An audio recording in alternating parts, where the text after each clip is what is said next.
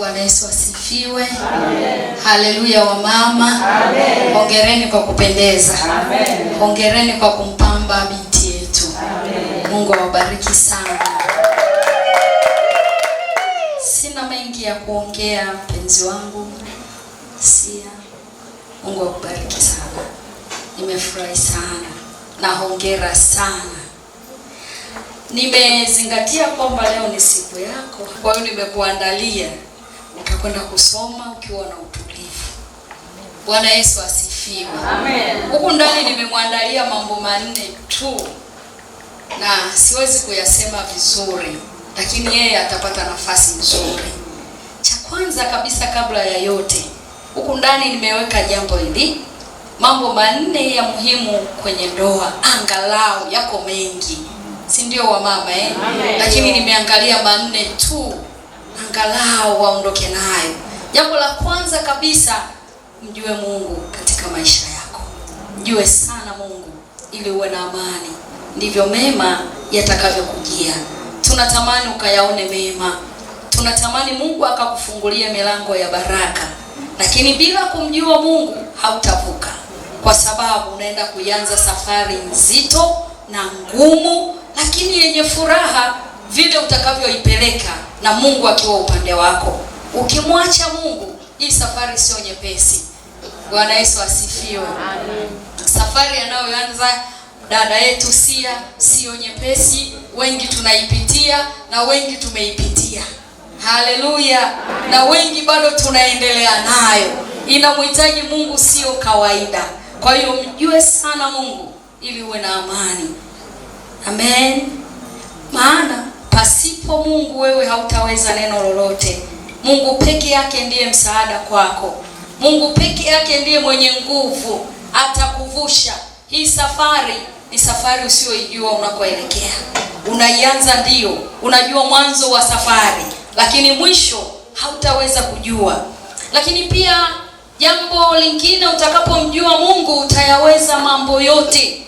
Hakuna ambalo litakushinda. Biblia inasema na yaweza mambo yote katika yeye anitiaye nguvu. Kwa nini? Kuna mahali utafika umechoka, kuna mahali atapita kwenye milima. Safari hii unayoenda kuanza ni barabara ndefu isiyojulikana mwisho wake. Lakini unachojua tu ni kwamba nimeanza safari. Kwa hiyo namhitaji Mungu sio kawaida. Na kama hii safari ni barabara ndefu, basi inahitaji pia ujue sheria za barabarani. Kama dereva wa hiki chombo, unaenda kukabidhiwa chombo. Safari ni ndefu, haujui unakokwenda, lakini inahitaji ajue sheria za barabarani. Haleluya. Sheria ya kwanza itakayokusaidia iko kwenye kitabu cha Waefeso mlango wa 5 mstari wa 22 mpaka ule wa 24. Enyi wake watiini waume zenu. Lazima ukawe mtiifu. Maana usipokuwa mtii, umeondoka kwenye njia, umeondoka upande wako. Kwa sababu madereva tunajua wa Tanzania, si ndio? Sijui sehemu nyingine tunaendesha upande gani? Wa kushoto, si ndio? Sasa atakapokosea kwenye hii sheria namba 1 ambayo ni kubwa kuliko zote, atajikuta ameenda upande mwingine ambao haumstahili. Tayari utakatisha safari yako, haitafika salama. Hata kama ikifika, atakuwa amechoka sana. Haleluya. Kwa hiyo tunatamani, shika hiyo sheria namba 1, tembea nayo. Tembea nayo. Usifike mahali ukajiinua mabega. Kwa nini? Mwanaume Biblia inasema yeye ni kichwa, atabaki kuwa kichwa. Lakini wewe mwanamke ni shingo. Ngoja niseme hili jambo. Haleluya. Mwanamke ni nani? Kama hiki ndio kichwa, ndio mwanaume. Kichwa hakiwezi kufanya kazi bila mwanamke. Kichwa kina uwezo wa kufanya kazi pale shingo inapozunguka. Shingo ndio itakisaidia kichwa kione mahali kinataka kwenda. Shingo ndio itaipeleka taratibu. Shingo ina uwezo wa kwenda haraka haraka. Shingo ikienda haraka haraka, hautakuwa na utulivu. Kichwa hakitatulia, kitavurugikiwa, hakitakaa kwenye nafasi yake, kitapoteza mwelekeo. Kwa hiyo dada, shingo lazima ikatulie ili kichwa kione sawa.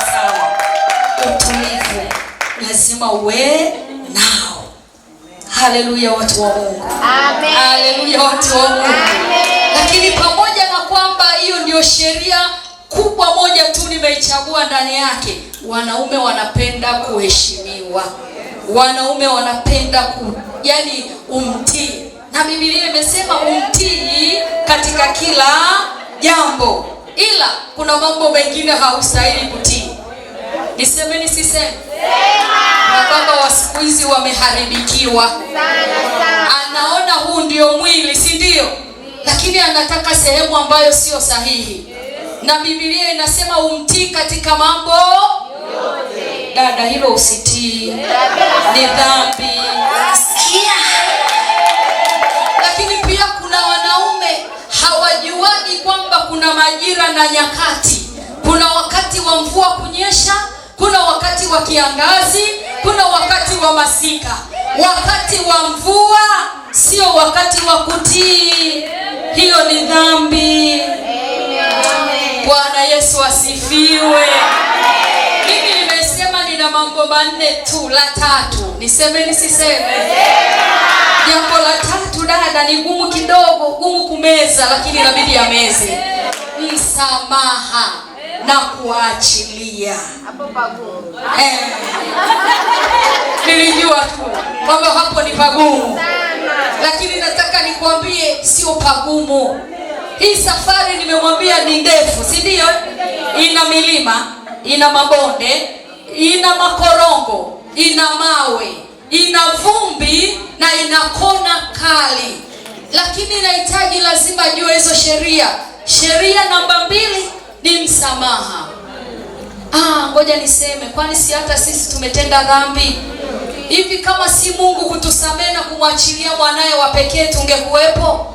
Alitusamehe wala hakuangalia dhambi zetu zilivyo. Mpaka anafika mahali anasema yeye anatusamehe dhambi zetu hata kama ni nyekundu zitakuwa nyeupe kama seruji. Asante Yesu. Sasa kwa nini sisi tushindwe? Sisi ni wanafunzi wa Yesu.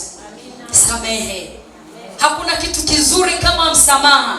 Usiishie tu kusamehe, achilia. Sisi wadada tunajijua. Unaweza ukalibeba jambo mwaka wa kwanza, wa pili, wa tatu, halitoki. Safari imeharibika. Na safari hii ina mahali pake pa kufurahia. Ukiwa hujasamehe, hata yale mambo hayaendi. Radha inaharibika. Radha hailiki tena. Hello.